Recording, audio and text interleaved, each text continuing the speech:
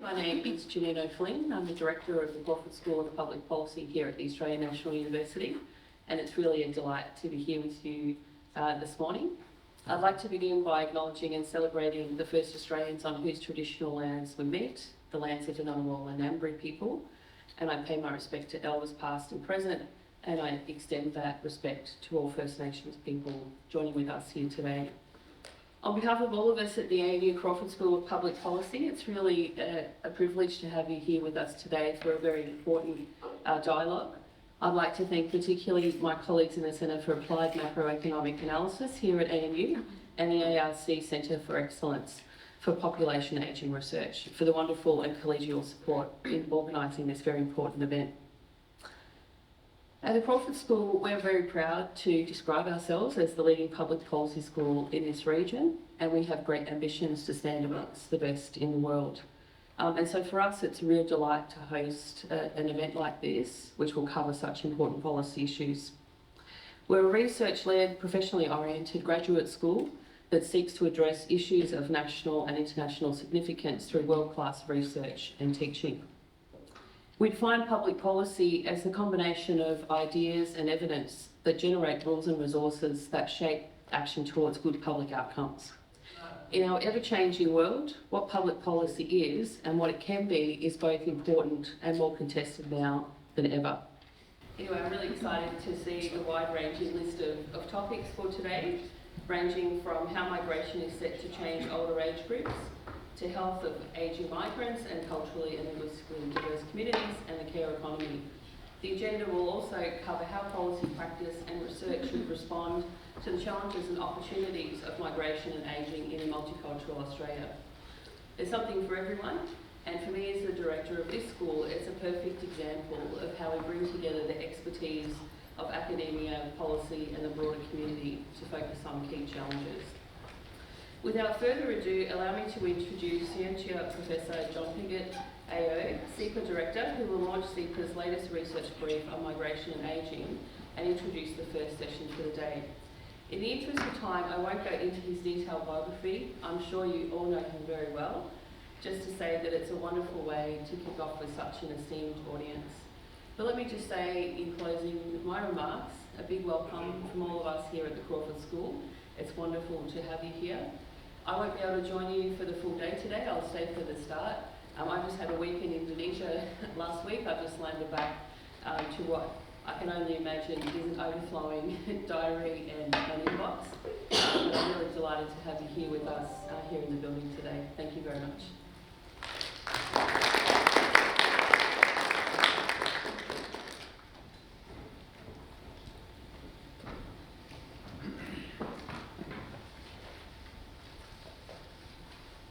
Thank you very much, Janine. On page one, I'd like to welcome everyone here too. It's terrific. We've run maybe half a dozen of these dialogues in collaboration with CAMA and with the Crawford School over CEPAR's existence. And I think they've always been well received, and they've sometimes had impact on meetings. And that's exactly what we want to do with both CAMA and the Crawford School, of course, but also with CEPAR. There are some ground rules that I've got to give you, right? The event's going to be recorded, I hope. I think that's happening. People will not be able to interact if they are remote, but they will be able to listen to today's proceedings. The complete program is available online.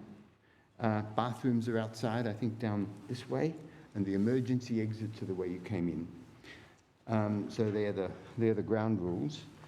I guess, as Janine said, this is jointly hosted by CEPAR and CAMA, and we're really very indebted to the Crawford School and to CAMA for being so accommodating in taking initiatives out of CEPAR and bringing them to what is a public policy audience, I think, in the place which is best situated in the country for public policy. And we've done, as I said, we've done this a number of times now, and I think it's been very beneficial. CEPAR itself is an ARC-funded Centre of Excellence, and it's existed now for 12 or 14 years, so it's getting quite old. And we've worked through a large number of topics like this, both in this format and in other related formats. One of the things that we do, and that we've evolved to do, is to produce, along with the policy dialogue, a related, what we call research brief. And these briefs are really the brainchild of Rafal Chomik, who will talk in a few minutes, but they are put together by a number of relevant CIs along with Raf, and they look like this, and they're not actually that brief. This one's 52 pages, and we've had multiple volume briefs in the past, but they turn out to be very useful, particularly for policy officials who are seeking some insight into the way in which research can be synthesized with current policy events and data. And Raf has a particular gift, I think, for doing that. What I would like to do now, I think, is to introduce Meimanat Hosseini. Meimanat's a CI research fellow and a CEPAR research fellow, and has had a very long history in population and demographics. She is going to chair the first sort of overview session. Thank you very much.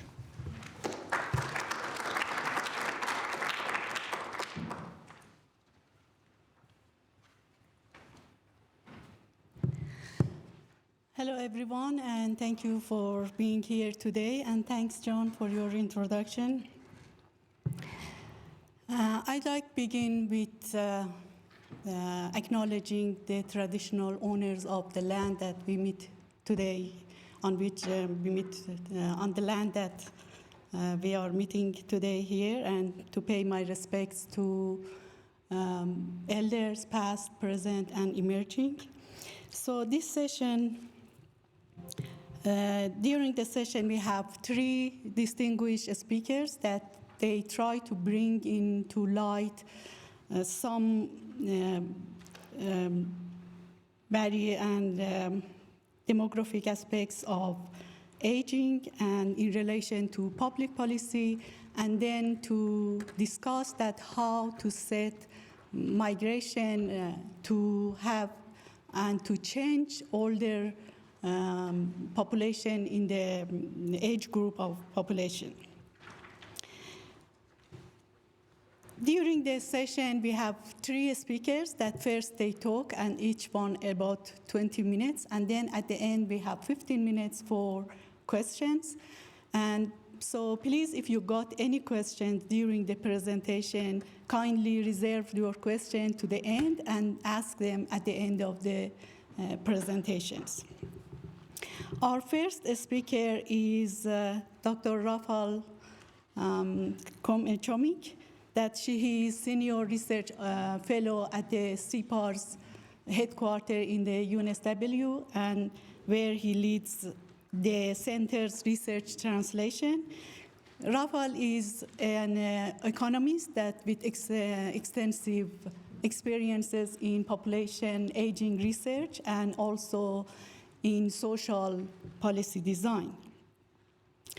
He is going to present us an analysis of aging older Australians in relation to their diversity, cultural diversity, and their demographic backgrounds, and also in relation to the future of migration in Australia. Please join me to welcome to Rafal to present his talk.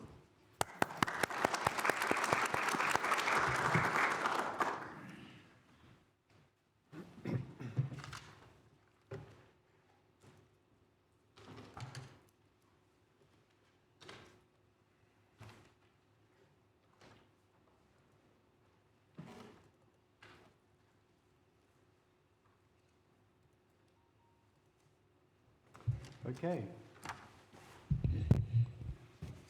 Thanks very much, Meimanat, for the introduction.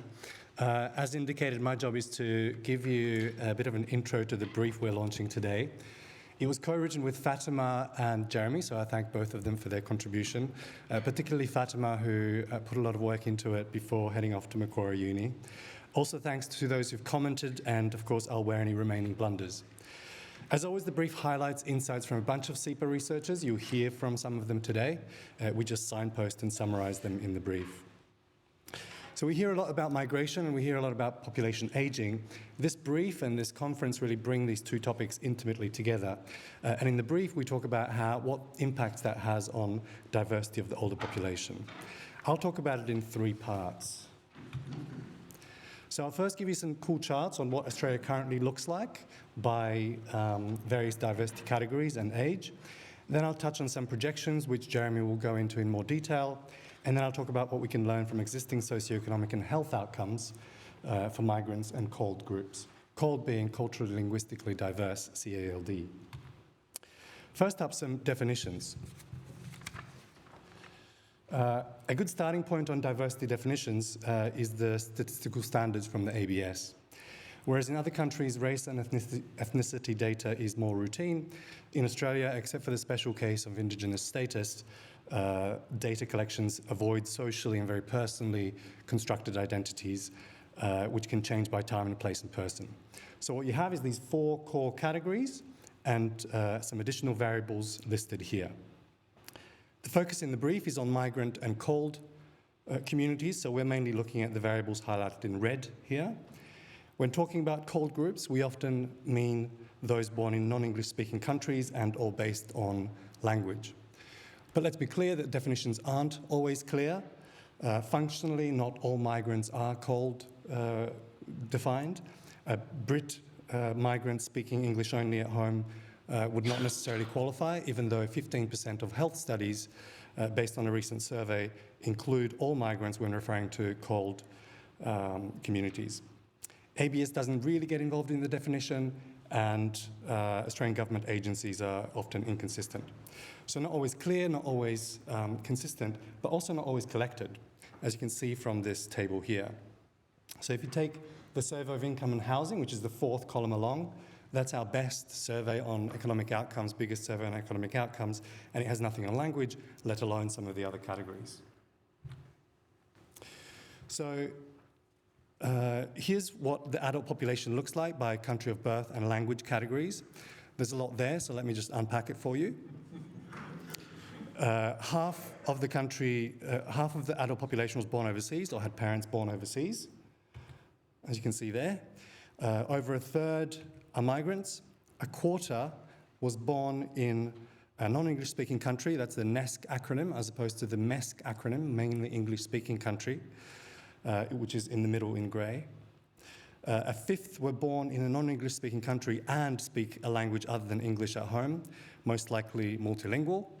And 4% spoke English not well or not at all. The chart really tells us that diversity is not just a minority issue, and also that there's diversity across age groups, but there are some differences by age. So for example, the share with poor English is higher at older ages. Half of those age 85 plus that speak another language at home speak English poorly. This is partly a legacy of the migration program, partly because it's harder to learn a language at older ages, and partly because they might forget English after retiring from the labour market. I certainly know that from my parents' case. Another difference by age is a bulge of migrants from non-English speaking countries that you can see here at younger ages.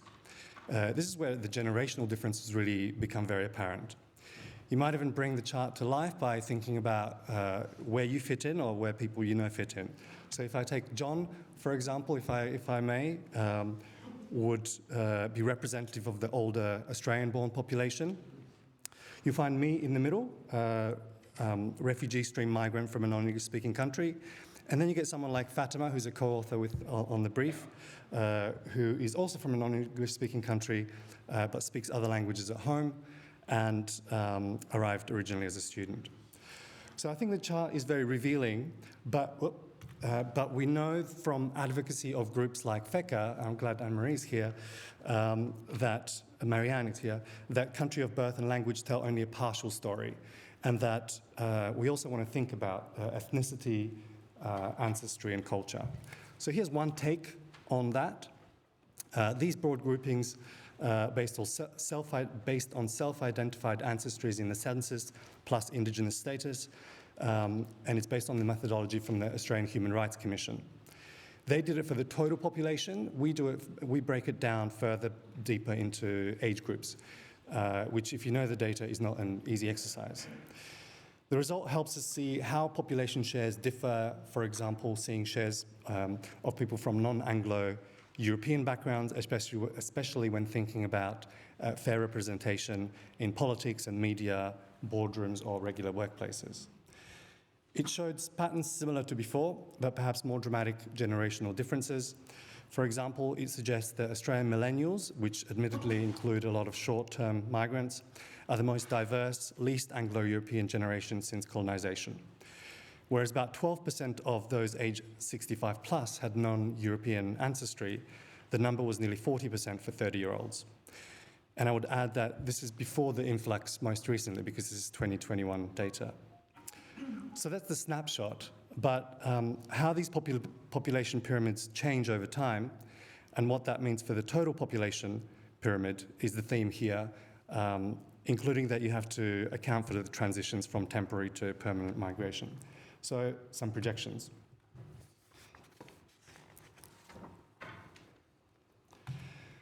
Okay, so this chart shows you the percentage change in projected subpopulations aged 65 plus.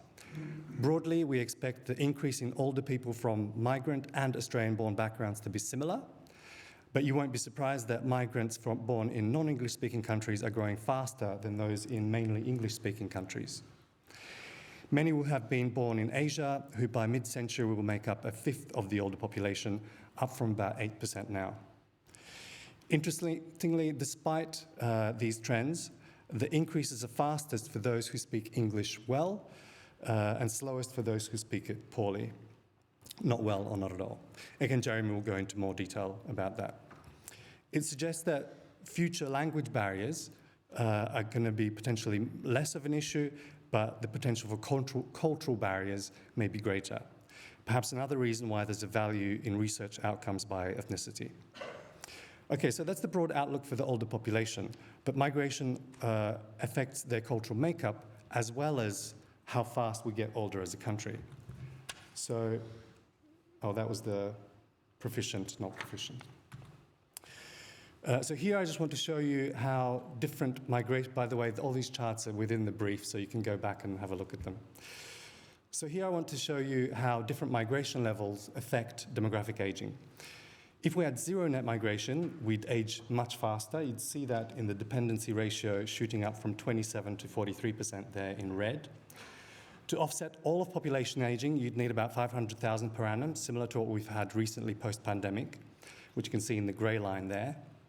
In the middle is the pre-pandemic and IGR expected level of migration of about 235,000. That level is halving the rate of aging compared to zero net overseas migration. But possibly a better benchmark for economic dependency is the labour force participation rate. If age-specific rates, this is the total labour force participation rate. If age-specific rates stayed where they are, you'd indeed need about 500,000 NOM to offset aging, again in the grey. With 235, you'd have the labour force participation rate at the total, at the aggregate level, decline by 2.5 percentage points. But of course, we're working longer, so if some of those trends at older ages continued, you would indeed have enough from that middle level of migration, pre-pandemic, to offset aging when it comes to total LFPR. So that's half of the effort of offsetting aging could come from migration and half from higher mature age employment. And so that's a possible anchor for migration policy. Now, in my final part, given that there will be increasing diversity in older population, what can recent outcomes for cohort groups tell us about challenges to look out for? I do that here by comparing various socioeconomic and health outcomes by diversity categories, conceptually represented by this circle at the bottom of the diagram. There's a lot about this in the brief, across lots of different domains by age and time. I'll just show you 3 slides focusing on 3 types of somewhat simple comparisons. Looking at migration versus migrants versus Australian-born, speaking another language versus at home versus speaking English only, and speaking English poorly versus speaking it well. And you can see that comparison here illustrated as the percentage point difference or gap between the target and comparator group at each age. So the first thing we see is how younger migrants are more educated, shown in this blue-green as a positive gap, except those who are not proficient in English, shown in the red as a negative gap. But that advantage does not necessarily translate to higher employment rates for men, and even less so for women. Now, a key reason is because we're lumping large groups together. Skilled migrants have much higher employment rates. Aggregation is acknowledged as a sort of flaw within the brief, but we've already got 50 pages that we had to keep it under. So it requires drilling down. Some of it may be due to the language barriers. The group on the right affects the averages on those to the left, to the middle and the left. Some of it may be because they're more likely to be studying. There's a lot of international students there.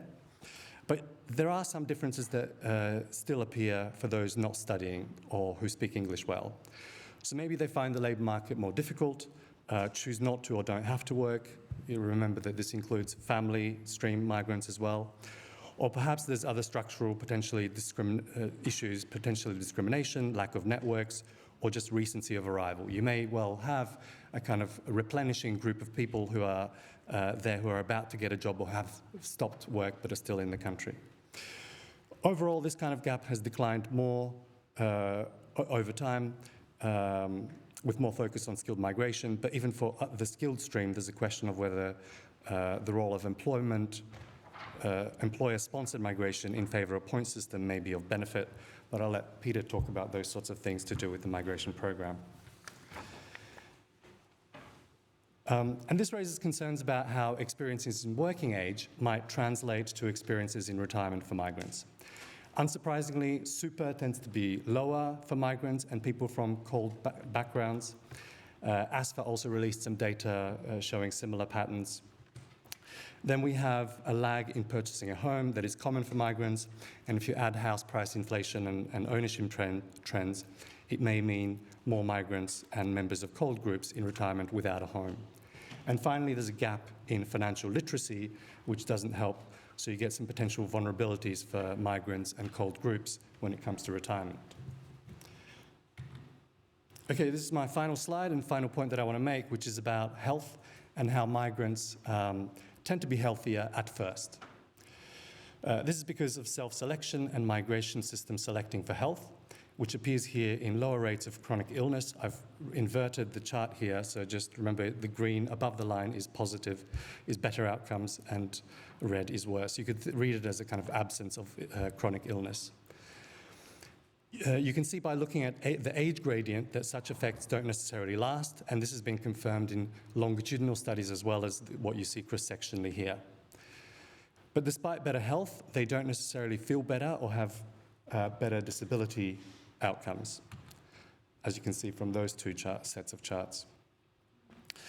So even if you look within a pseudo cohort, so these 55-year-olds here, all the way down, you can see that lower chronic illness does not necessarily mean, on average, better self-rated health and better disability outcomes.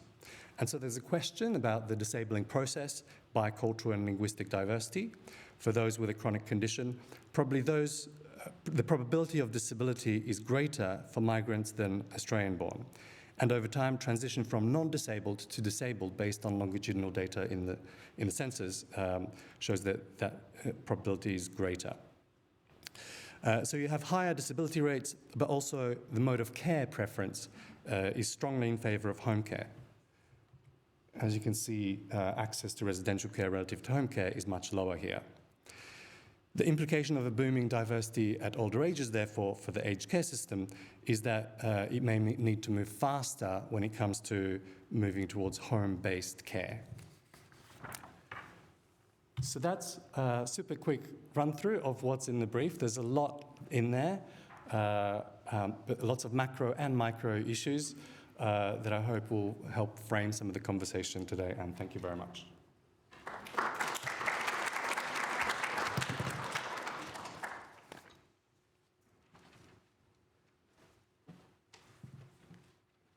Thank you, Rafal, for excellent and informative presentation. When I looked at the first slide, I was wondering, I came to Australia as a migrant with my niece, and but she has an English partner, Australian partner, and I am at home on myself, so we don't speak our language at home. So where I am placed in the, then they ask this question from me, and because we both speak in English at home, but it's not our own and our mother tongue language. So this is something that in the census always I am confused by. Then now I would like to invite Professor Peter McDonald to share with us his insights on Australian international migration and its policy implication. You know that Peter is a renowned international demographer, and he is an emeritus professor of the School of Demography at the ANU, honorary professor at University of Melbourne, former president of the UNSW, and a chief investigator of CEPAR.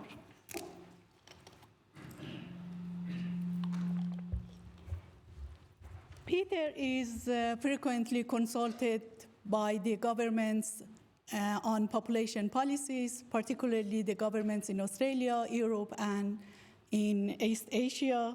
He has received many international and national awards for his worthy and for his services in the field of demography, including, for example, the Laureate Award of the IUSSP in 2022, or he was just recently awarded, promoted as an officer of the Order of Australia in April. So, and let's, I am really say that very delighted that we have Peter here today with us, and that he has recovered from some of the health issue that he had. Now, please, Peter, come and please join me to welcome Peter for his presentation.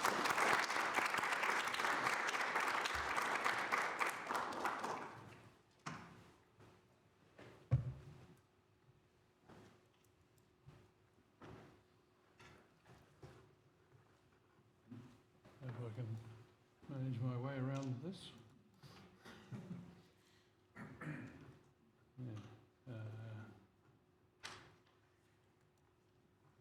Okay, so I was asked to take a more general approach and explain this monster, Australian migration, which was, you know, is a monster over the last week. Now, if you thought that I was going to avoid current and contemporary issues, then you're wrong. Okay. It's not often stated that mitigating population ageing is one of the two main rationales of the Australian migration program. The other rationale is the filling of skilled labour shortages. Applying immigration to mitigate population ageing became recognised policy in Australia from the early 2000s, having been previously hesitant about large-scale migration. The Howard government substantially increased the size of the program. Ministers Costello and Ruddock had been convinced by a cabinet brief prepared by Abul Rizvi, who was in the department at that time, the chief policy officer in the department of this. In turn, Abul had been convinced by modelling work prepared by the department, for the department, by the ANU demographers McDonald and Kippen. Interestingly, there is almost no reference to mitigation of population ageing as a rationale for migration in the recent Parkinson review. And I'll have a few words to say about that review because I think that it has problems. That review focuses heavily on the second rationale, adding to Australia's skilled workforce. For 19 successive budgets, including last Tuesday's budget, under 7 different Prime Ministers, beginning with Howard, the Australian migration program has been set, that's the permanent migration program, has been set within the narrow range of 160,000 to 195,000 per annum. The humanitarian program then adds another 10 or 20,000 each year. In other words, for a long, long time, it's been successful bipartisan policy. So governments have maintained this level. In 2009, Jeromey Temple, who's speaking next, and I were asked by the then Department of Immigration to estimate the level of net overseas migration that would optimise the growth rate of GDP per capita through its impact on population ageing. And we produced a range, 160,000 to 220,000, thus confirming the level that has all this time been applied by successive governments. And I can tell you that Prime Ministers were aware of this number, this range, particularly the previous one. Importantly, we demonstrated that there were diminishing returns to scale. As the level of migration increased, its relative impact on the growth rate of GDP per capita fell.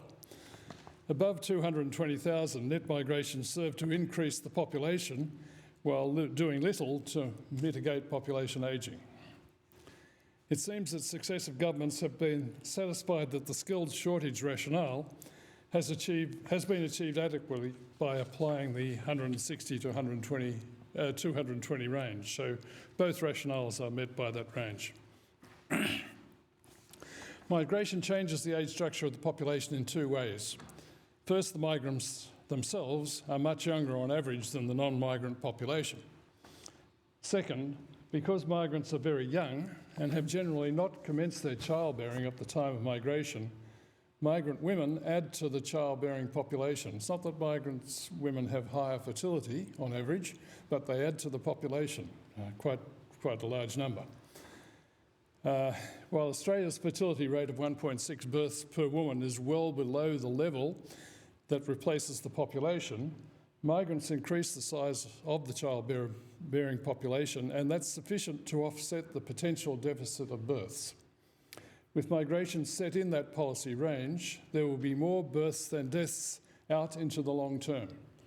With zero migration, as Rav showed, there would be more deaths than births in about a decade or so. Australia's population would start to fall. So while you may hear it said that migrants don't mitigate population ageing because migrants themselves eventually grow old, migrants have their children and their grandchildren before they reach the ages of greatest dependency.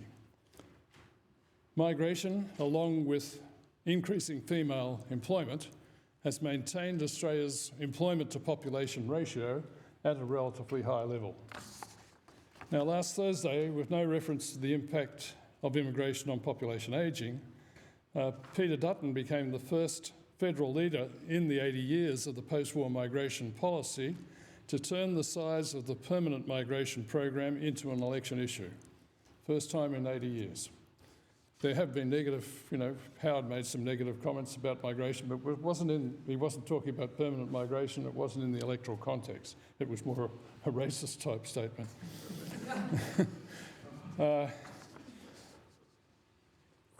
Now, I think that's very unfortunate, movement away from bipartisanship. But it was partly stimulated, I believe, by the current Labor government's all-out determination to portray the previous decade of coalition migration policy as disastrous mismanagement. So I think there's a bit of a responsibility on the other side as well.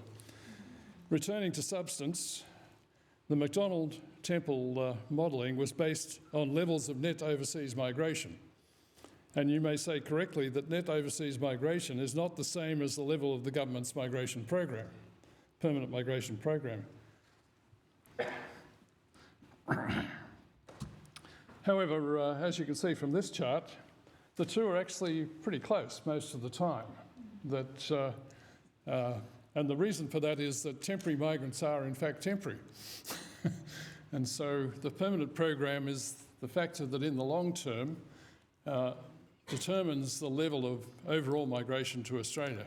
There are a couple of periods there where there were diversions, one in the first decade of this century, where there was a huge increase in students taking short courses in the hope of getting permanent residence in Australia. And then the Labor government at that time cut that out by changing the categories that were eligible for permanent migration. No more hairdressers and cooks, which were dominating the program, remarkably. So that was the problem back then.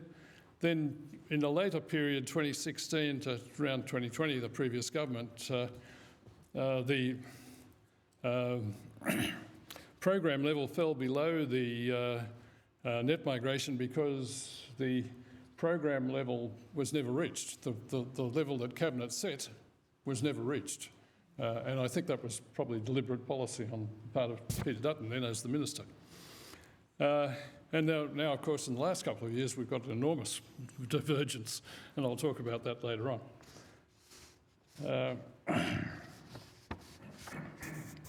Now, in 2022-23, net temporary migration was 477,000. This is the year when you have this huge number of net migration, but 477,000, 90% of the net migration was temporary. 10 times the level of the net permanent migration, including the movements of Australians and New Zealanders.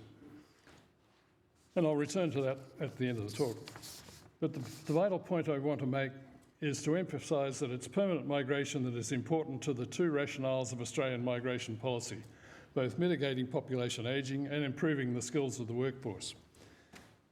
Despite what is often said, temporary migration is temporary. The myth of a permanently temporary population was promoted in the recent Parkinson Review of Migration Policy. To quote, "The panel is concerned by the emergence of permanently temporary migrants in Australia, and the panel is firmly of the view that the migration system needs to ensure Australia does not continue to allow cohorts of permanently temporary migrants to emerge.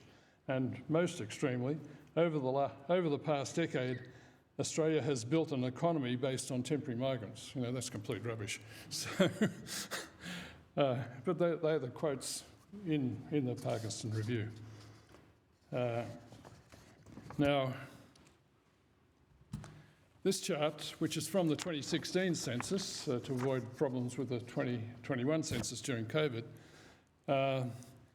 you can see that there are very few temporary migrants that were in the country more than 5 years. And when they were in the country more than 5 years, it's due to visa types that governments have introduced, such as the graduate visa in particular, where people are able to stay longer than 5 years. So less than 80% in 5 years. Permanent migration, that point of view is wrong. Now, the Parkinson Review produced a similar chart. This is showing just 3 categories of temporary migration. Temporary skills shortage, that's the 408 visa for those who know anything, and I'll come back to the 408 visa. Temporary graduates and bridging visas. The highlighted statement was in the report. There is a larger group of migrants who have been in Australia longer than 5 years than under 3 years. Can you tell me why? Because the previous 3 years was COVID, the borders were shut. Now, that's the most misleading statistical statement that I've seen in 60 years in my career as a statistician. To not point that out and to mislead to that extent, I think was highly problematic. Now, I'm going to talk about the permanent program for a little while, but then come back to the temporary issue. This is what Peter Dutton's going to hit when he reduces permanent migration. The number 1 category is registered nurses at the present time. Nurses, there's a little group of accountants in there, but nurses, IT workers, teachers, and engineers are the main categories that are coming into the country at the moment, and they're the categories that are going to be hit.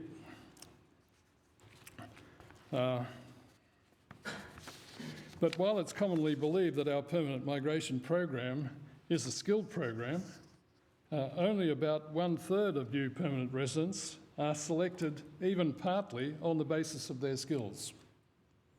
And less than 10% are primary applicants in the skilled independent category. Not getting help from employers or states or whatever. By far the largest category of new permanent residents, about 100,000 per annum, are partners. They're partners of skilled migrants or they're partners of Australian citizens, about 100,000, and they are not tested for their skills. Policy debate today is focused very heavily on how we select the less than 70,000 primary applicants in the skills stream. Do we use a list of eligible occupations or do we use a salary level? The salary level approach says so long as they're skilled, it doesn't matter what their skill is. What is important is the high quality, and the salary is a good indicator of quality. The eligible occupations approach, which we've used for about 30 years, says we should be targeting occupations in short supply that require long-term training and experience. The present government appears to be heading for a hybrid of these approaches. Now, demographers and economists sitting in the audience are not eligible on the present permanent migration list. But if ANU were to sponsor a demographer or an economist for permanent residents, they would be accepted because these would be people who had entered on a temporary skilled visa and were then employer-sponsored for permanent residents. The previous government allowed the temporary skilled migration program to languish, even though research continually shows better outcomes for temporary skilled migrants who convert to permanency than all other migrants. This has meant that we have become overly dependent on international students as the source of new skilled immigrants. In the context of today's discussion, temporary skilled immigrants come from a much wider range of ethnicities than do students. So here's the program in 2022-23, and you can look down the list there and see that it is dominated primarily by South Asia, and particularly the skilled stream is dominated by South Asia. Looking at the second bar down, the China, People's Republic of China, you'll see that a big category of family migration there. And some of these are partners, but a lot of them are older people, parents. Their parents coming in under the parent scheme. Parent scheme is capped, but we have a system of contributory parent scheme that you can pay to bring your parent into Australia, $48,000 per parent. And the Chinese have done that in a big way. And about almost 2/3 of all parent visas issued in Australia are to Chinese parents. That's important for this discussion because they will age fairly soon into the older ages and the ages where care is important. Now, in relation to skilled migration, we should be involving employers in the process to a much greater extent than we have in the past. This means revitalising the temporary skilled intake. We should also be trying harder to link persons on graduate visas with appropriate employers, again with a view to transition to permanency. We could, for example, provide a 2-year extension to the graduate visa on the basis of employer nomination. I think that's the way to go. Finally, no consideration is given to, as I mentioned before, to the skills and employment of the 100,000 partners in the intake, and there are various options. We should be more active in assisting them to find employment. We completely ignore them. And we should be more active in assisting them to find appropriate employment that matches their skills. And thinking laterally, we could also have a new category in the skilled stream, which consisted of skilled couples. That is, they are considered jointly.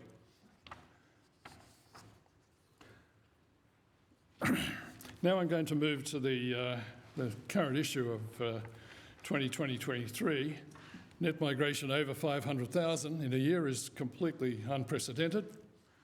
The number net overseas migration is published by the ABS on a quarterly basis. It's obtained through monitoring of passport movements. You're in it all the time you leave the country, using data supplied by the Department of Home Affairs. A person is counted into the population if they arrive and then spend 12 out of the next 16 months in Australia, and vice versa if they leave, if they spend 12 out of the next 16 months out of Australia. The count is highly accurate after the 16 months have elapsed, but the ABS applies the determination from the date that the person enters or leaves Australia. That is, they have to make estimates. And to do this, they use a predictive algorithm that uses various characteristics of the mover to predict whether they're going to stay out of Australia or stay in Australia. The estimates are actually reasonably good. The biggest difference was about 20,000 in 1 year, but normally the estimates are reliable. So, okay, here's the story of what's happened recently. You'll see I've given the last pre-COVID year, 2018-19, then the 4 years, 2019 to 2023, the last 4 years, and it's the annual average across those 4 years, and then the most recent year, 2022-23. But looking at the middle column and the highlighted numbers, there actually fewer migrants came in those 4 years, including that very high year and the most recent one, than was the case pre-COVID. So, in other words, there are fewer migrants here today than there would have been if there had been no COVID. Not really appreciated. Despite that, this number here, 535, is mighty big. And you see it's comparing with pre-COVID, there's about 200,000 extra arrivals, but comparing departures, there's about 100,000 less departures. So it's not just arrivals, it's also about departures.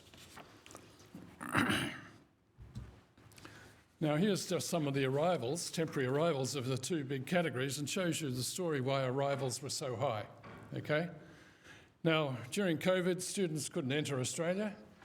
1, 2 years, not allowed to enter Australia, but they wanted to come. And then there's the third year when they were allowed to come. 3 years, we got 3 years arrivals in 1 year, essentially. And the same applies to working holiday makers. Those young Europeans and so on wanted to come to Australia. They couldn't come for 2 years, then they all came in that year. So you see this huge spike, which is actually a temporary spike because of the fact that it was more than 1 year, of people arriving. Just to show you the impact of COVID, this is Australian citizens' departures, and you see that had the same effect, that we didn't depart during COVID, but we got going again once COVID was over. We started out, and look at that, the total number there is an interesting number, almost 100,000 Australian citizens counted out of the Australian population every year. And we have to replace them. Now, these are the temporary visas, just quickly. What's happened to temporary visas? Present in Australia, these are Department of Home Affairs data, on the 30th September each year, and then right through, the last figure is a March number. All the others are September numbers. You see it's high, it is high at the moment, but that's partly temporary, as I said, because of all those people arriving at the same time and not yet departing. But New Zealand citizens have also taken a hike in recent times. The movement from New Zealand has gone up because the New Zealand economy is not quite as strong. And this is one of the holes in what's being said at the moment, that if we don't bring permanent migrants through the permanent migration program, particularly nurses and teachers, mainly state governments, employees, those state governments are going to go off to New Zealand and recruit their nurses and teachers from New Zealand. And also what will happen, there will be a bidding war between states for nurses and teachers. And so the stronger states will gain from that. They'll get their nurses and the teachers. The less strong states will lose them. So there'll be empty houses in those states, and there'll be no change to housing in the states that are the stronger ones. That's the fallacy between what's being proposed. I've only got 2 to go, sorry, Meimanat. This is the main temporary categories, what's happened to them. Bridging visas. The previous coalition government allowed bridging visas to increase enormously, and part of that was slowing down applications. The idea that you could, it might have been difficult to remove people from Australia, so one way to remove them was to slow down their application, and they might just move anyway, give up.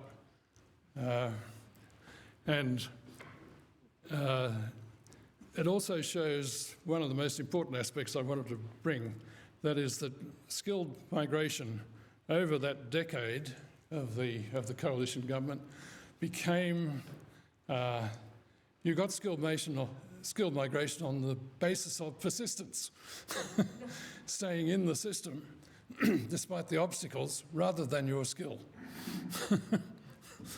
We were rewarding persistence. Students, now both sides of politics are targeting students at the moment. Look how many students are actually in Australia compared to pre-COVID. There's almost no change. And so we are hitting students, we go, possibly, maybe it won't actually eventuate, but we're hitting students at a time when their number is not out of control at all. Working holiday makers, though, the increase in working holiday makers has been bigger than in all the other visas. We've become very popular with young Europeans. They're mainly Europeans and the wealthy countries of East Asia, Japan, Korea and Taiwan. And then temporary skilled migration, that's why I said that was allowed to deteriorate by the coalition, but it's now on the coming up again, and that's a good thing. Okay, final slide, the big story. The big story is these 2 visas. One is the graduate visa. When Labor came to power, a person with a bachelor's degree could stay in Australia for 2 years on a graduate visa, all of them. Labor changed it to 4 years. Okay, so immediately there's this big spike upwards of people who did not have to leave Australia, and also people have been given 4-year visas, and so they're here for a while. You know, we can't hit them to get rid of them because they've got a valid visa. Huge increase. But the worst one is this one, the temporary other employment 408 visa. It's been around for a long time, but at quite a low level. But during COVID, it was opened up to temporary residents who were in Australia who did not have a job. They did not have employment rights. So they could get a job and support themselves because they couldn't leave Australia. But the uptake was not very great. It was, you see, it rose a bit. But in 1 year, it rose enormously. That's Labor's first year in power. It must have been some kind of scheme that went through all the migration agents in Australia and everything else. In 1 year, almost 200,000 students and graduates jumped to this visa in 1 year. And that allows them to stay in Australia 2 years longer. And also, for the very first time, working holiday makers are doing this. They're visa hopping. They are also visa hopping. And that's the major issue with temporary migration, is the fact that we've allowed people to visa hop and stay longer. They believe if I stay longer, I'm going to get permanent residence. For a lot of them, that doesn't work, but for a lot of them, it actually does work. So the solution to our migration issues, I gave some of them earlier on with the permanent program, but on the temporary program, the most important thing to do is to limit visa hopping. Labor has eliminated this visa now, eliminated movement onto it, but they were a year late doing it. COVID was over, it wasn't necessary for COVID purposes. but they were too slow to move to stop this movement. So, and now they're paying for their sins.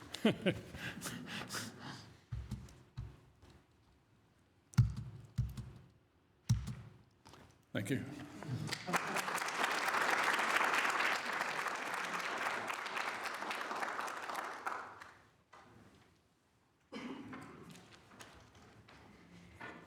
Thank you, Peter, for inspiring talk.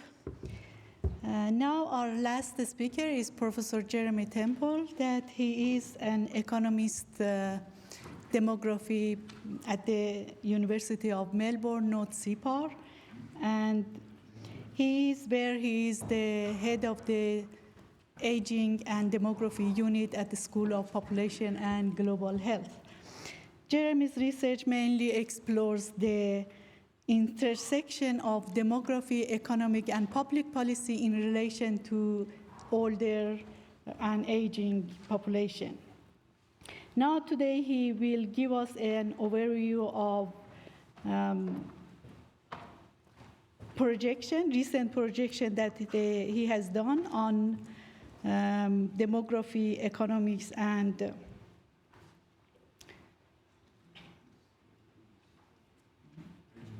and aging, and in respect to their cultural background.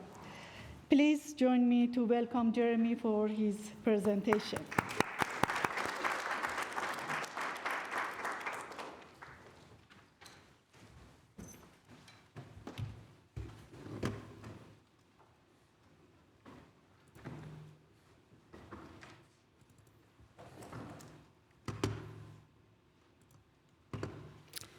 Thanks, Meimanat. So today I'm going to talk about some of the compositional shifts that are being driven in the older population. So following out of the recent Royal Commission into aged care, a number of groups were specified as those that have experienced particularly poor outcomes in the system. And these kind of aligned with the groups that are defined in the Aged Care Act, which has changed over time. And these include people from Aboriginal backgrounds, those from CALD backgrounds, living in rural or remote, and a range of other characteristics you can see there. One of the things that we've been trying to do at CEPAR is move the traditional discourse on population ageing, which has been around structural ageing, to look at it from the aspect of numerical ageing. So look at how the population has shifted and then the downstream consequences of that for care provision and provision throughout the healthcare system in Australia. So there is a large body of evidence from in gerontology in particular that looks at inequalities and differences in ageing, so the ways in which people age healthily or successfully. But from the perspective of demographers, there's been very little evidence from the perspective of population ageing, and that's what we've been trying to address.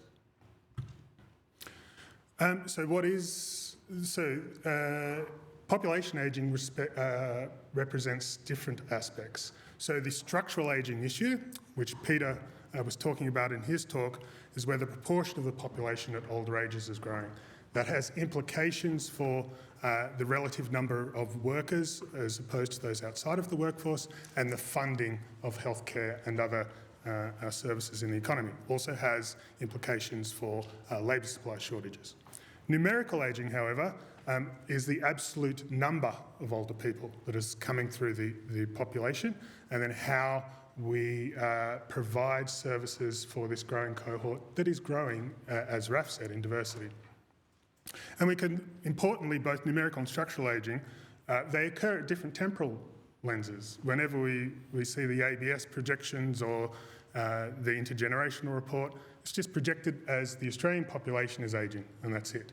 But the reality is that populations are ageing at different spaces across Australia and at different speeds. we would have all seen this, and I'm so bored of this slide. But instead of having series A, B and C for the ABS, it's now low, medium and high, so that's great.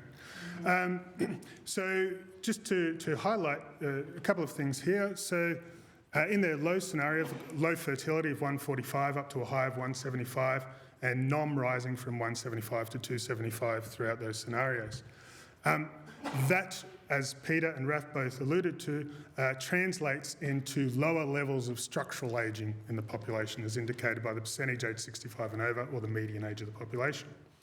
Now, going back to what Peter was saying about arrivals and departures recently, this is a decade's worth of age-specific arrivals and departures data, and we can see the very strong age effect in the Australian migration program, where the average age of migrants is considerably younger than older migrants, than the Australian population. But we can also see this big drop-off in departures that Peter alluded to, which is just not recognised in the current debate, I don't think, adequately.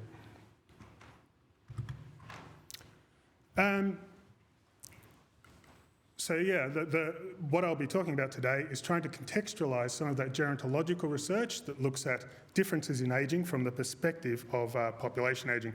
There is some dated work that's been done in the past. About 20 years ago, the AIHW did some work on projections of older people from called backgrounds, in which they aged the existing cohort of the population, but that had a zero migration assumption, and they were simply ageing the population. And there was some earlier work by a demographer, Charles Price, who was a little different in that he was looking at intermarriage rates, which was a bit more problematic. So the current, so just cross-sectionally, the current birthplace composition of Australia is a function of our past historical migration program across time. In 1947, only 2% of the Australian population had origins outside of Australia, New Zealand or the British Isles. And following World War II, as we all know, there was huge immigration from Western and Eastern Europe. And from the 1970s onward, more diversity in those European source countries. From the early 70s, White Australia policy was abolished. We've seen a significant increase in the older Asian population. And since then, that period, we've also had increased flows from East and Southern Asia. So how's this translated into the 65 group over time? So the top graph is just showing the numerical increase, and the bottom graph is just showing the proportions. And we can see there's been a very strong growth of the 65 population between 96 and 2016, with the overseas born share increasing. We're projecting continued rapid growth over the coming decades. But importantly, it's showing a very strong birthplace composition shift from being a European-dominated now to being an Asian-dominated older population in the future. These are the population pyramids for 2 points in time, and the key thing that I wanted to show from this graph is that if we look at ages 80 and over, the population growth of the oldest old population, where there's higher demands on aged care services, is very significant, and it's becoming very heterogeneous by birthplace.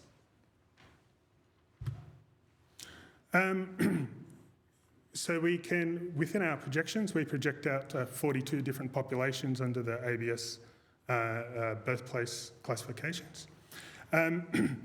Looking across the Australian-born and overseas-born, you can see the much younger age structure of the overseas-born that both Peter and Raf have spoken about, but we can also see the numerical increase over time in this bottom left hand corner. Although the population is remaining young, the numerical increase in older people is significant. There's a key disjuncture between those born in UK and Ireland, where we've had more consistent flows across time relative to the other European countries, which you can see are ageing, already very old, but ageing significantly by mid-century. In strong contrast, we've got a much younger Asian-born population, which is growing throughout the entire population pyramid, still young, but numerically large increases of older people from an Asian-born background. What are the drivers? The key drivers are if you refer back to the age profiles of arrivals and departures that I showed, that's all about the younger population, not the older population. So it's not about inward migration of older people, although there has been a bit of an upkick in the family visas, as Peter indicated. But the main driver has been cohort flow, so the ageing of the existent migrant groups in place. So some quick country examples. So a few examples of the Europeans. We can see the very old age structure of the Italians and the Greeks in particular. And this projection's only out to 2036. So you can see that very significant ageing and declines in those populations. But again, that doesn't, as Raf was indicated, there would still be a very large second generation Greek population coming up behind that. These European profiles are in strong contrast to the Chinese, the Vietnamese and the Indian born, again with much younger age structures, but very strong numerical growth of the older population, which is about service delivery. That translates these demographic changes and the histories of our migration program translate into differences in English proficiency. And although currently older Asian people tend to have lower levels of proficiency, most of the current older population with poor proficiency are from a European background. And in the future, there'll be a strong shift towards poor English speakers of an Asian-born dominance. However, the increase in speaking English at higher levels of proficiency is much, much higher. So you can see we're projecting an increase of around 80,000 of those with poor proficiency compared to 726,000 with good levels, or in 500,000 in English-speaking households.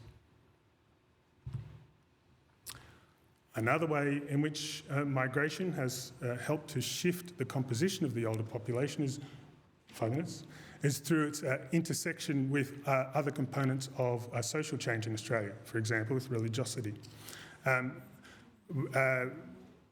We've done a series of projections in which we project out individual birthplace groups and within those project out religious affiliation. Our projections show a very large increase in no religion from 8 to 19 million by mid-century, with significant declines in Christian affiliation. When we take the non-religious affiliation group out, you can see it a little clearer, projecting strong declines in Anglican, Catholic, congregational groups and growth in other groups, particularly in Islam, Hinduism, and other religions. What are the drivers? We can look at the drivers from the perspective of natural change, so ageing of the existing religiously affiliated cohort, from religious movements, so movements out of religions, or from a religious affiliation to having no affiliation, and we can look at non.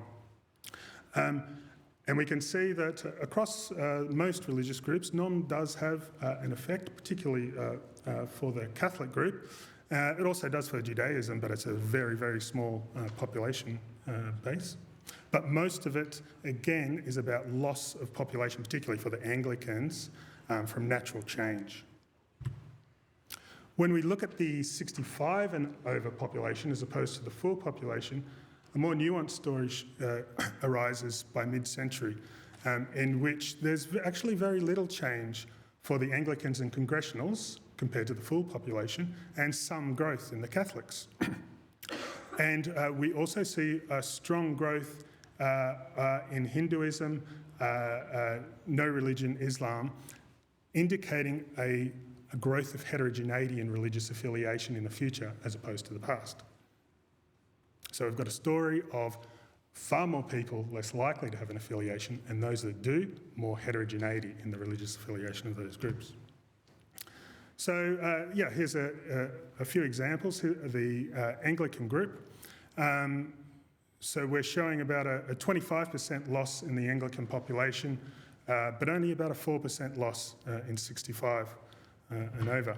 An interesting group are the Catholics, in which The population growth of the Catholics has been far more maintained in the older group, and that's been because of this switching between European-born and Asian-born populations having a Catholic affiliation. So the nature of the Catholic affiliation has changed as it's crossed with birthplace. Hinduism, again, strong growth in the 65 and over population, over 300% gain, and a strong shift actually towards the Australian-born population, and that's because of the second generation groups taking on an affiliation. But the big story is the huge change in no religion, and that's being driven across the board from all three determinants by natural change, by net religious movement, so from people from other religions saying that they no longer have a religious affiliation, and also from non. So in summary, we're showing fast growth of the 65 and over population, with the overseas-born share increasing over recent times with continued rapid growth projected.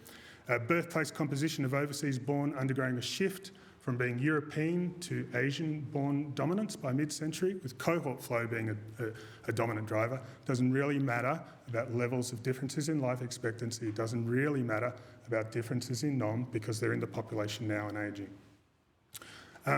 Although Asian-born migrants tend to have lower levels of proficiency, the majority in the future growth in the future will be from population increase speaking English at higher levels of proficiency.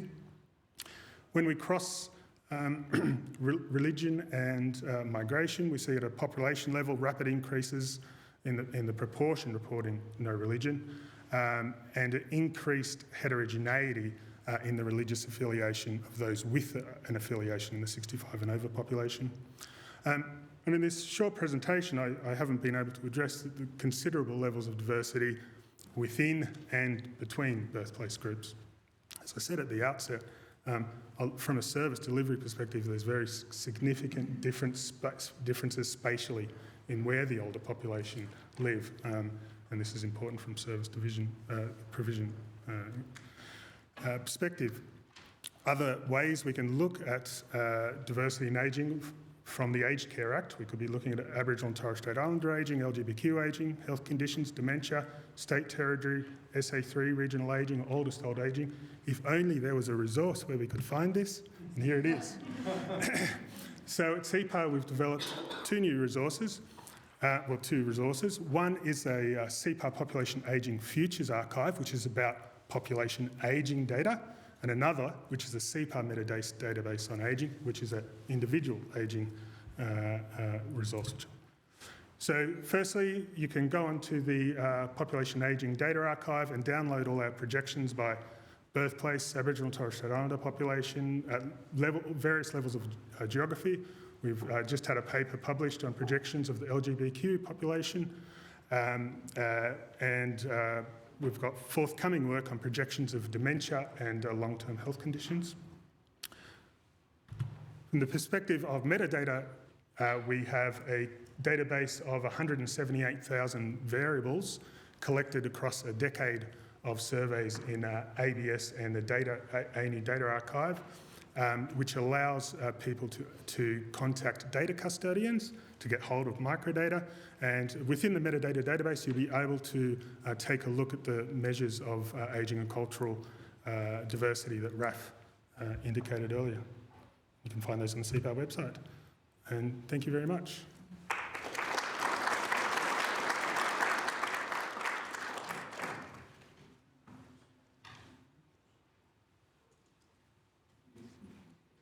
Thank you, Jeremy, for very interesting and valuable information you gave us on the prospect of aging population in Australia. Now we've got 15 minutes time for question. And first of all, I should tell to our online audience that unfortunately we can accommodate your questions. But here we have 15 minutes time to ask your question from our presenters. And there are 2 microphones that our colleagues, they provide to you for whenever you want to ask your questions. Please use that because today's event is recorded. First, you introduce yourself and then make your comments or your question. And may I ask our speakers come to this chair.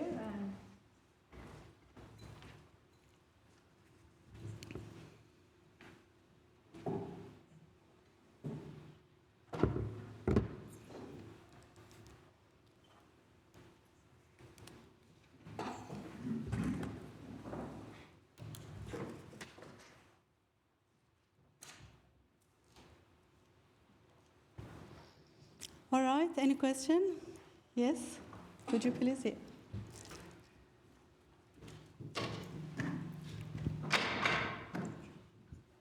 Thank you. Tim Carlton, Commonwealth Grants Commission. Fabulous, really interesting talks. Can I just clarify what's happening with temporary migrants? Peter, you talked about that they're not staying permanently, they are temporary migrants and remain temporary migrants, but I'm not sure why that doesn't reduce ageing. If you've got people coming in their early 20s and leaving by their mid-20s, do we have this sort of standing wave of people that aren't ageing? And if that's true, how big an impact does that have on the ageing process? Yeah, good question. I did want to, lack of time, I think we have a big problem in Australia, and we've been pointing this out over a few years, because the ABS produces estimated resident population as just population. ABS should divide the estimated resident population into the permanent population and the temporary population. There are lots of reasons for doing that. When we do budgets and intergenerational reports, we multiply some number by the population.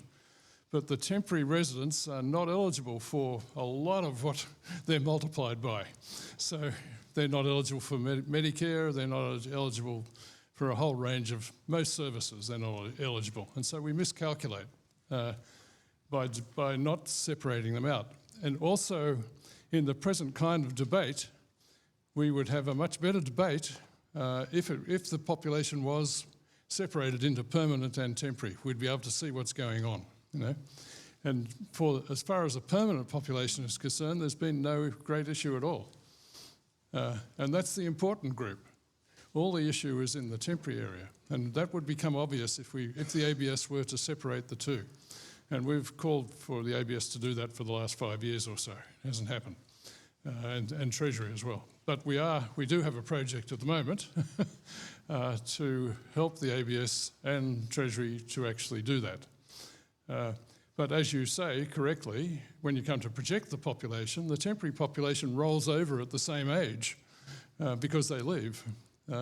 They come into Australia when they're maybe 24, they age to 28 and then they leave, and then the next group comes in at 24, etc. They don't age to old ages.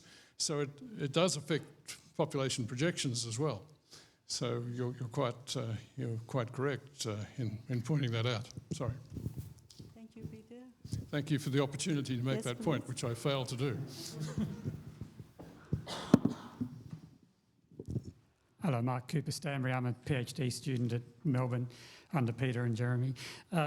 Question for Rafal. Your very last chart was around the aged care stuff, and you showed a lower rate of access for the migrant populations, I believe. And that was based on 2018 data, I think, was in your thing. And the ratio of home care to residential care back then was completely different to it is now. It was like 60,000 home care to 200,000 resi. Now it's 260 home care to 220,000 resi. So two things.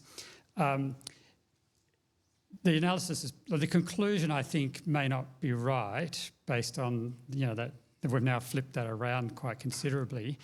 And also, is it appropriate to recommend home care given that you also showed they have higher rates of disability and other things that may mean that home care is not actually appropriate for the older migrant populations?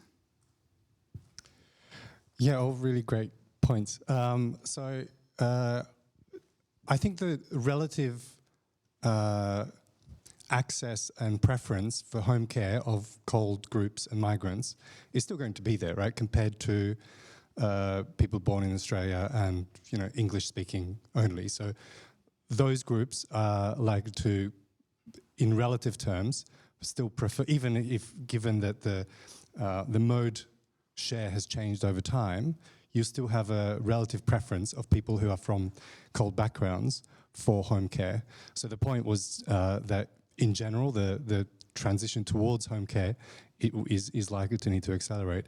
But yeah, I acknowledge the point that when it comes to really high-level care, that residential is the thing that you might need. I've not looked at the more recent data. This often happens with this room. I haven't looked at the most recent data, but we got the latest data that you could split by cold groups. It's possible that the latest data is there, but we haven't yet got it by cold groups. Thank you. And next questions? Yes, please.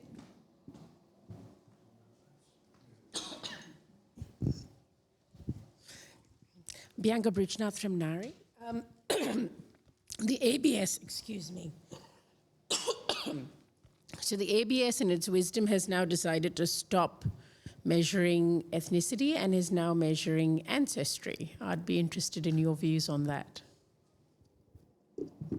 Well, the ABS hasn't measured ethnicity in the past. They use ancestry as a way of measuring ethnicity. Oh boy. There was lots of push to measure ethnicity in the next census, but the ABS has rejected that. And because they think the question's too hard, what does ethnicity mean? You know? And so they're sticking with the ancestry question. Ancestry is, I've never liked it very much.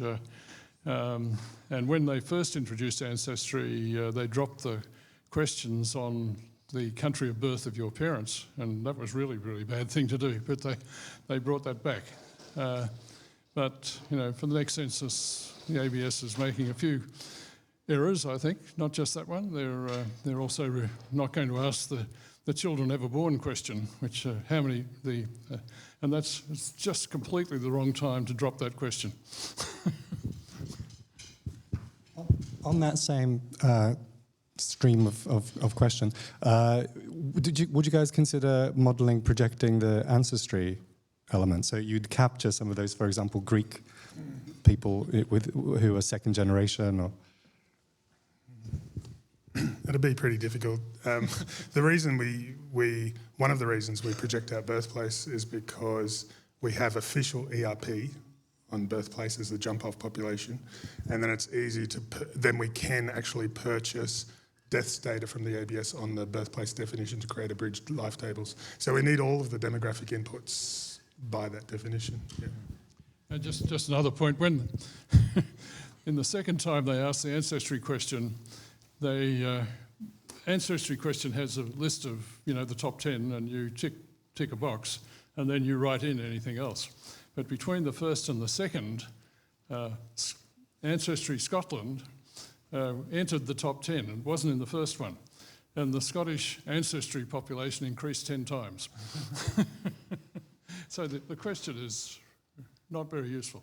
And I've always objected to it, and so I describe my ancestry as Australian. Thank you. Any more questions? Yes, to that lady. Thank you. Marion Baird from the University of Sydney. Thank you for that really interesting opening panel, which really canvassed a lot of issues.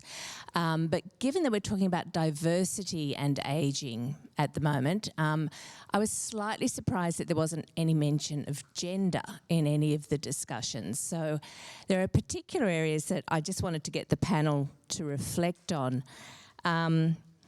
And maybe each of you could make a comment. But for example, Peter, you're very, I think this stat is a very interesting one. 70,000 skilled migrants, 100,000 partners. Now, a rough count probably says most of the partners are female and most of the skilled migrants are male, not completely. So I think, you know, we need to disaggregate our data much more carefully and think about the policy implications. When we think about cold backgrounds also and ageing and care, whether you're male or female is going to make a difference in the expectations of care and also the health projections of those people. And I suppose the final question is just, I remember years ago we always used to talk about men living shorter lives than women and women living longer. I notice in later projections that gap, the life, I don't know what it's called, the lifetime gap is closing slightly. I wonder if you could comment on that as well, please.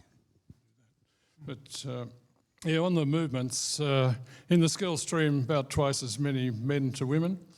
In the family stream, the partner stream, the opposite, about twice as many women to men. So it is quite a big gender difference. And the ethnicities also vary in the family stream, so that Australian citizen women source their partners in London and New York, and Australian men source their partners primarily in Southeast Asia. So quite a difference. On the issue of projections, that's exactly right. So all of our work is produced by age and sex across everything we do.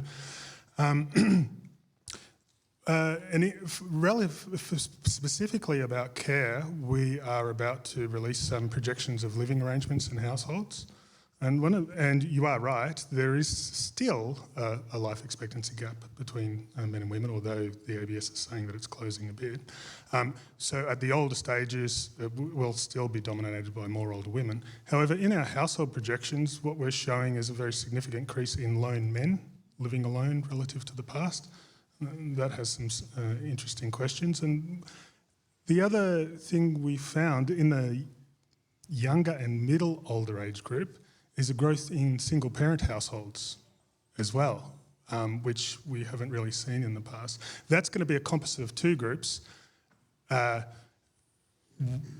Because it's from the ABS statistical filter, there's two groups in it. There's the people who are actually single parents because of later fertility, still ageing with a dependent child in the household, but there will also be the arrangement where there is a dependent parent living with a child, and you can't disaggregate it from the ABS definitions. So those two groups will be in there, but although from a small population base, it is growing strongly numerically. Yep. I would just add that there are breakdowns by gender in the brief, so I invite you to have a look at that. I had one set of slides on employment, and there's also stuff on care differences. Yeah. In total migration, it's pretty balanced actually. It's almost 50-50 over in the total net migration. It's almost 50-50. Is that because international students tend to be female dominated? What I see, I don't know the data. Students vary. Students from India are primarily male. Students from China are very heavily female. It's a mix. Any more? Yes, thank you. Thank you. Lee Cox, Department of Home Affairs and Language Policy. I just had a question about the ageing nature and if there was any kind of reflection on an individual's propensity to lose their English language capability as they age, because we know obviously that can be a factor with dementia and all those things as well. Yeah, so aphasia is a key issue with dementia and language reversion. So what our approach to modelling that was to use the longitudinal census to look at the transitions between English proficiency states within birthplaces and to model that. But we're also releasing some updated dimensions of projections of dementia, which will help inform that more in the future. And if you look at page 10 of the brief, In chart 7A, you see the probabilities by age of transitioning from non-proficient to proficient and from proficient to non-proficient English. Some years ago, we did a study of English language capability, and at the older ages, the big group, the standout group, were Chinese. Chinese not speaking English. As I pointed out, they're coming in as parents. They don't speak any English. They live with their children in those big houses. But the interesting part of that is they're people with money. And so, you know, if I'd be setting up Chinese language services if I was in the business in places like Eastwood in Sydney and Box Hill in Melbourne. Thank you. Any more questions? We have just maybe one more last time for last question. Okay, so there is no... Oh, good.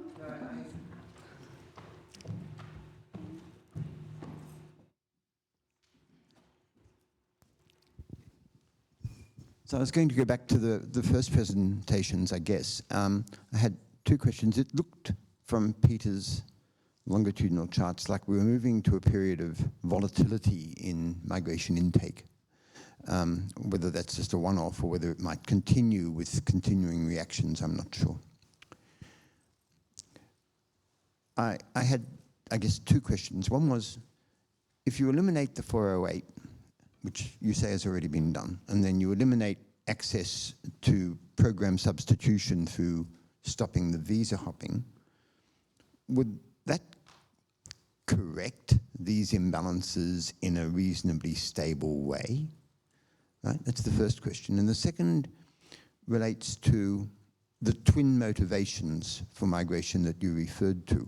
Am I right in thinking that if we think of the overall migration intake, the numerical requirement to meet labour shortages is a higher number than the numerical requirement for population ageing?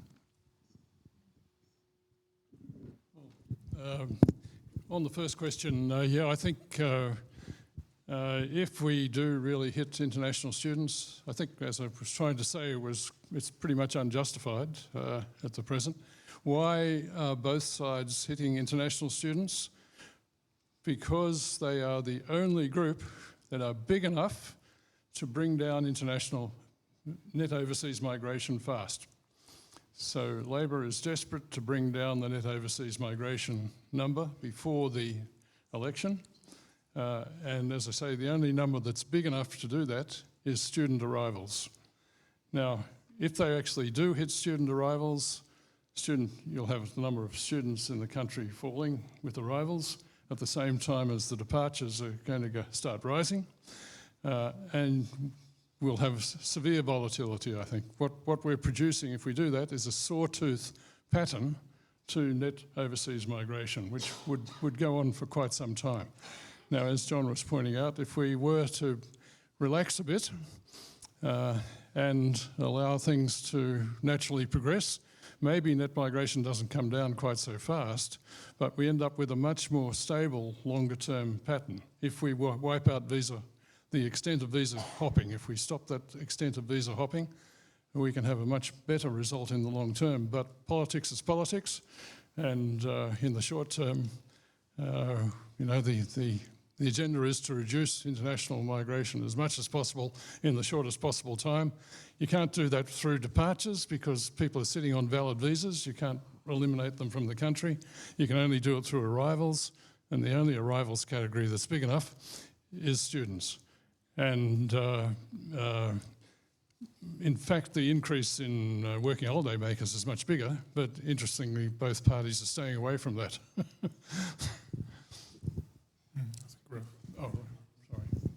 And then your second part of the question was on how much skilled versus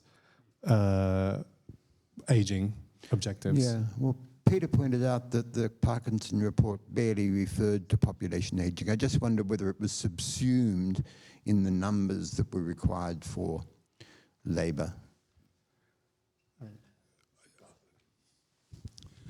Well, the interesting thing is, of course, that we have all these temporary migrants who have stayed longer and so on, but the vast majority of them are employed. And there are certain sectors, and aged care is one of them, where if they weren't there, you'd notice it. Of